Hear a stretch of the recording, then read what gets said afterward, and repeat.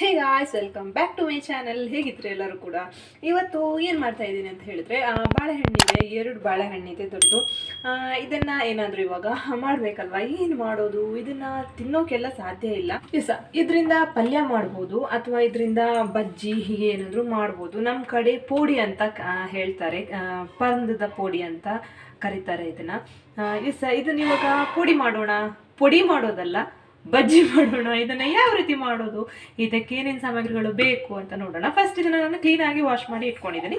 ಇದನ್ನು ಯಾವ ರೀತಿ ಕಟ್ ಮಾಡ್ಕೊಳ್ಳೋದು ಅಂತ ನೋಡ್ಕೊಂಬರೋಣ ಬನ್ನಿ. ಮೊದಲನೇದಾಗಿ ಕಟ್ ಮಾಡ್ಕೊಳ್ಳೋಣ. ಈ ತುದಿ ಸ್ವಲ್ಪ ಹೀಗೆ ಕಟ್ ಮಾಡ್ಕೊಳ್ಬೇಕು. ಆನಂತರ ಇಲ್ಲಿ ಸ್ವಲ್ಪ ಕಟ್ ಮಾಡ್ಕೊಳ್ಬೇಕು. ಇದೆರಡು ಬೇಡ.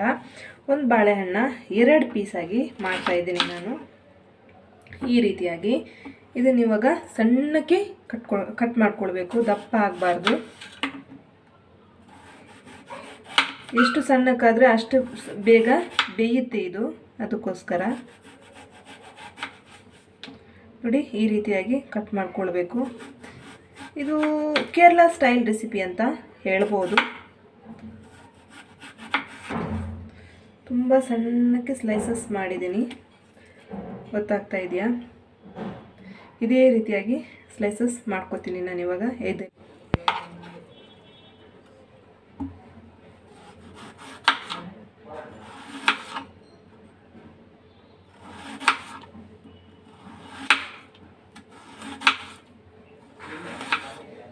ಗಾಯ್ಸ್, ರೆಡಿ ಆಗಿದೆ ಸ್ಲೈಸಸ್. ನೀವು ನೋಡ್ತಾ ಇದ್ದೀರಾ ಎಷ್ಟು ಸಣ್ಣಕ್ಕೆ ಸ್ಲೈಸಸ್ ಆಗಿದೆ, ಎಷ್ಟು ಸಣ್ಣಗೆ ಸ್ಲೈಸಸ್ ಆಗಿದೆ ಅಂತ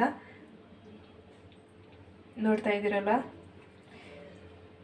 ನೋಡಿ ಯಾವ ರೀತಿ ಬಂದಿದೆ ಅಂತ, ಎಷ್ಟು ತೆಳುವಿದೆ ಅಂತ ಗೊತ್ತಾಗ್ತಾ ಇದೆ ಅಲ್ವಾ? ಎಷ್ಟು ತೆಳುವಾಗಿ ಮಾಡ್ತೀರಾ ಅಷ್ಟು ಬೇಗ ಬೇಯುತ್ತೆ. ದಪ್ಪ ಆದರೆ ಬೇಯುವುದಿಲ್ಲ ಒಳಗಡೆ, ಅದಕ್ಕೋಸ್ಕರ. ಇದು ಇವಾಗ ರೆಡಿ ಆಯಿತು. ಇದಕ್ಕೆ ಬೇಕಾದಂತಹ ಮಸಾಲೆನೇ ಇವಾಗ ರೆಡಿ ಮಾಡ್ಕೊಳ್ಳೋಣ.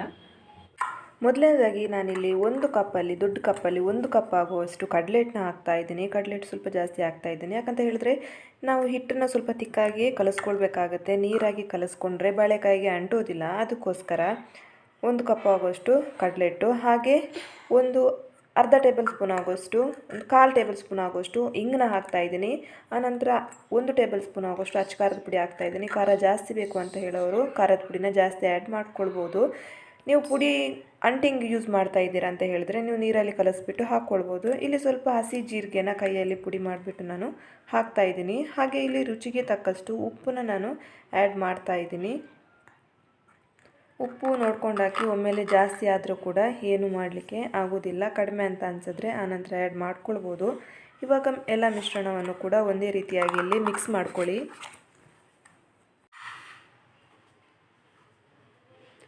ಚೆನ್ನಾಗಿ ಮಿಕ್ಸ್ ಮಾಡ್ಕೊಳ್ಳಿ. ಆನಂತರ ಸ್ವಲ್ಪ ಇದಕ್ಕೆ ಅರಿಶಿನ ಪುಡಿನ ಹಾಕ್ತಾಯಿದ್ದೀನಿ ನಾನು. 1/4 ಟೇಬಲ್ ಸ್ಪೂನ್ ಆಗುವಷ್ಟು ಅರಿಶಿನ ಪುಡಿ ಸಾಕಾಗುತ್ತೆ ನಮಗೆ. ಆನಂತರ ಸ್ವಲ್ಪನೇ ಇದಕ್ಕೆ ನೀರನ್ನ ಹಾಕ್ಕೊಂಡ್ಬಿಟ್ಟು ಮಿಶ್ರಣವನ್ನು ಕಲಿಸ್ಕೊಳ್ಳಿ. ನೀರು ಒಮ್ಮೆಲೆ ಜಾಸ್ತಿ ಹಾಕ್ಕೊಳ್ಬೇಡಿ, ಯಾಕಂತ ಹೇಳಿದ್ರೆ ಹಿಟ್ಟು ತುಂಬ ನೀರು ಆಗಬಾರ್ದು, ಅದಕ್ಕೋಸ್ಕರ ಹೇಳ್ತಾ ಇದ್ದೀನಿ. ಸ್ವಲ್ಪನೇ ನೀರು ಹಾಕ್ಕೊಂಡು ನೋಡಿಕೊಂಡು ಕಲಿಸ್ಕೊಳ್ಳಿ. ಹಿಟ್ಟಲ್ಲಿ ಒಂದು ಸ್ವಲ್ಪ ಕೂಡ ಗಂಟು ಇರದೇ ರೀತಿಯಾಗಿ ಕಲಿಸ್ಕೊಳ್ಳಿ. ನೀಟಾಗಿ ಹಿಟ್ಟನ್ನ ಕಲಿಸ್ಕೊಳ್ಬೇಕಾಗತ್ತೆ. ಇವಾಗ ನೀವು ನೋಡ್ತಾ ಇದ್ದೀರಾ ನಾನು ಯಾವ ಹದಕ್ಕೆ ಹಿಟ್ಟನ್ನ ಕಲಿಸ್ಕೊಂಡಿದ್ದೀನಿ ಅಂತ. ಎಷ್ಟು ದಪ್ಪ ಇದೆ ಅಂತ ಗೊತ್ತಾಗ್ತಾ ಇದೆ ಅಲ್ವಾ? ನೋಡಿ ಎಷ್ಟು ದಪ್ಪ ಇದೆ ಅಂತ ಗೊತ್ತಾಗ್ತಾ ಇದೆ ಅಲ್ವಾ? ಇದೇ ಕನ್ಸಿಸ್ಟೆನ್ಸಿಯಲ್ಲಿ ನೀವು ಕೂಡ ಕಲಿಸ್ಕೊಳ್ಳಿ. ಇವಾಗ ಎಣ್ಣೆ ಬಿಸಿಯಾಗಕ್ಕೆ ಇಟ್ಟಿದ್ದೀನಿ ನಾನು. ಎಣ್ಣೆ ಬಿಸಿಯಾಗಿದೆ, ಕಾದಿದೆ ಎಣ್ಣೆ. ಒಂದೊಂದೇ ಬಾಳೆಕಾಯಿ ಪೀಸನ್ನು ನಾವು ಹಿಟ್ಟಲ್ಲಿ ಮುಳುಗಿಸಿ ಇದಕ್ಕೆ ಎಣ್ಣೆಗೆ ಹಾಕುವಂಥದ್ದು.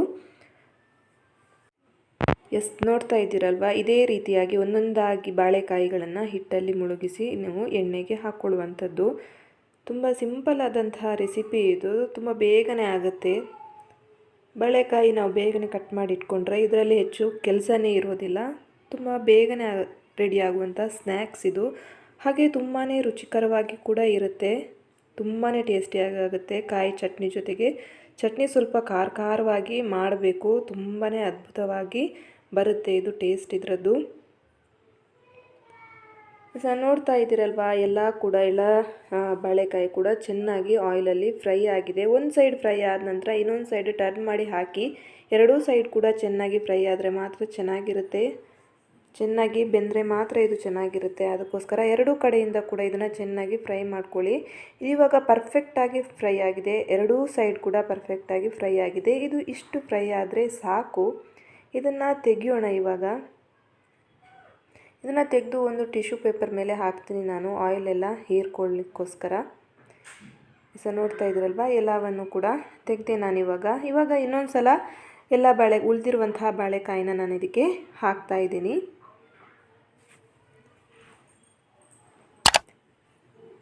ನೋಡ್ತಾ ಇದ್ದೀರಲ್ವ, ಇದೇ ರೀತಿಯಾಗಿ ಮಾಡ್ಕೊಳ್ಳಿ. ಬಾಳೆಕಾಯಿ ಬಜ್ಜಿ ರೆಡಿ ಆಯಿತು ಇಲ್ಲಿ. ಖಂಡಿತವಾಗ್ಲೂ ವಿಡಿಯೋ ಇಷ್ಟ ಆದರೆ ಶೇರ್, ಲೈಕ್, ಕಮೆಂಟ್ ಹಾಗೂ ಸಬ್ಸ್ಕ್ರೈಬ್ ಮಾಡೋದನ್ನು ಮರಿಬೇಡಿ. ನಾಳೆ ಇನ್ನೊಂದು ಹೊಸ ರೀತಿಯ ವಿಡಿಯೋನಿಗೆ ನಾನು ನಿಮ್ಮನ್ನು ಭೇಟಿ ಮಾಡ್ತೀನಿ.